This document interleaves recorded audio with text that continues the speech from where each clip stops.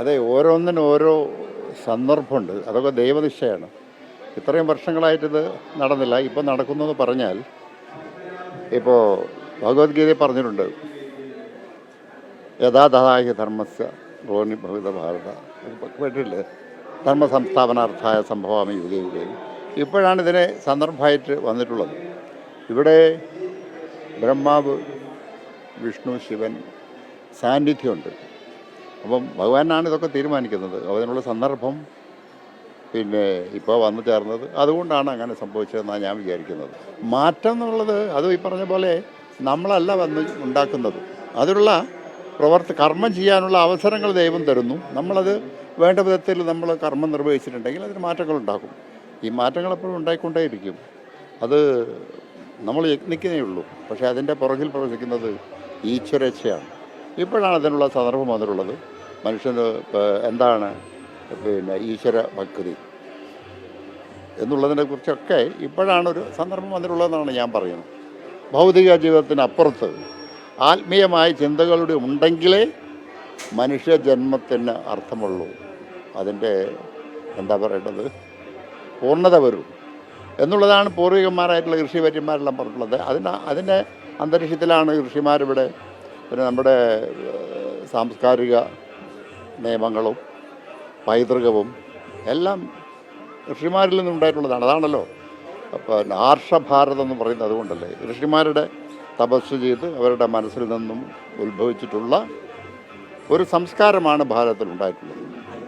അത് നമ്മളെ സംബന്ധിച്ചുള്ള പ്രശ്നം എന്താണെന്ന് വെച്ചാൽ, അത് വേണ്ട വിധത്തിൽ പഠിക്കാനുമുള്ള സാഹചര്യം നമ്മുടെ ഹിന്ദു മതത്തിലില്ല എന്ന് പറയേണ്ടിയിരിക്കുന്നു.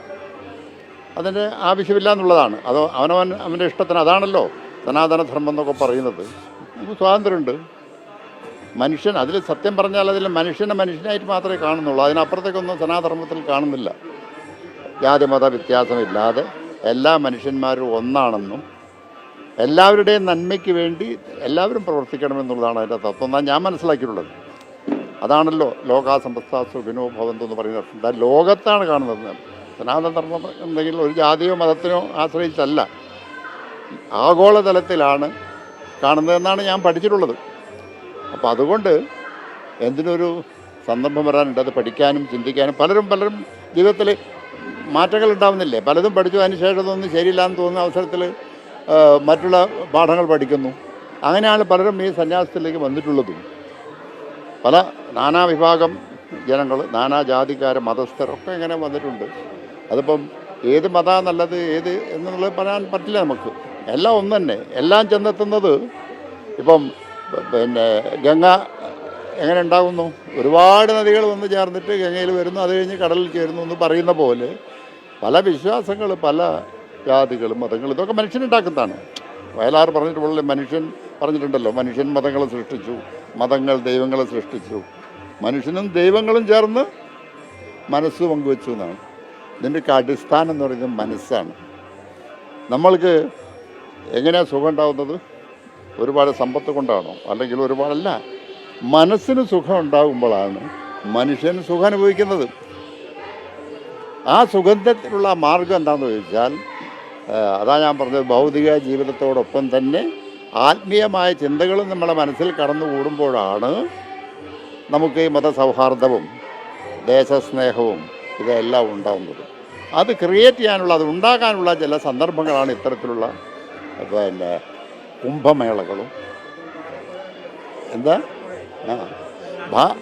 ഭാരതപ്പുഴ എന്ന് പറയുന്നത് നമ്മൾ ഇപ്പോഴല്ലല്ലോ കാണുന്നത്. ഭാരതപ്പുഴ എന്നുള്ളത് എങ്ങനെ പേര് വന്നു?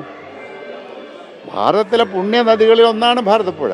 പക്ഷേ നമ്മുടെ ആളുകൾ ഇപ്പോഴാണ് ഇത് തിരിച്ചറിഞ്ഞിരിക്കുന്നത് എന്നുള്ളതാണ് അതിൽ ഏറ്റവും വലിയ തമാശ. ഞങ്ങളൊക്കെ മുമ്പേ തിരിച്ചറിഞ്ഞിട്ടുണ്ട്.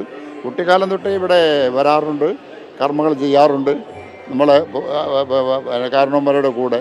നമുക്കൊക്കെ അന്നേ അറിയാം ഭാരതപ്പുഴയുടെ. ഇപ്പോഴാണ് മനുഷ്യന് മനസ്സിലാകുന്നത് എന്താണ് ഭാരതപ്പുഴ. ഗംഗാതീർത്ഥത്തിൽ കുളിക്കാനൊന്നും പോകണ്ട, ഭാരതപ്പുഴയിൽ വന്ന് സ്നാനം ചെയ്താൽ മതി. 7 പുണ്യനദികളുടെ സംക്രമമാണ് ഇവിടെ നടക്കുന്നതെന്നൊക്കെ ഇപ്പം ഋഷിമാർ പറഞ്ഞിട്ടാണ് നമ്മൾ മനസ്സിലാക്കുന്നത്. ഇതൊക്കെ നേരത്തെ പഠിക്കേണ്ടതായിരുന്നു, പഠിപ്പിക്കേണ്ടതായിരുന്നു. അത് ചെയ്യാത്തതിൻ്റെ പ്രശ്നങ്ങളാണ് നമ്മൾ അഭിമുഖീകരിക്കുന്നത്. അതുകൊണ്ട് വേറെ പ്രശ്നങ്ങളൊന്നുമില്ല. ഇതൊരു തുടക്കമാണ്, ഒരു മാറ്റമാണ്. ഇത് മാറ്റം എന്ന് പറഞ്ഞാൽ ഒരു മതത്തിൻ്റെയോ അല്ലെങ്കിൽ ഒരു ജാതിയുടെയോ മാറ്റമല്ല. നമ്മുടെ സമൂഹത്തിൻ്റെ, നമ്മുടെ രാജ്യത്തിൻ്റെ മൊത്തം മാറ്റത്തിൻ്റെ ഒരു ഇതായിട്ടാണ് ഞാൻ കാണുന്നത്. ഇവിടെ മാത്രമല്ല, പല ദിക്കിലും. ഇനി ഇത് തുടർന്നുകൊണ്ടേയിരിക്കും. ലോക സമസ്ത സുഖിനോ ഭവന്തു, ഇതേ പറയാനുള്ളൂ.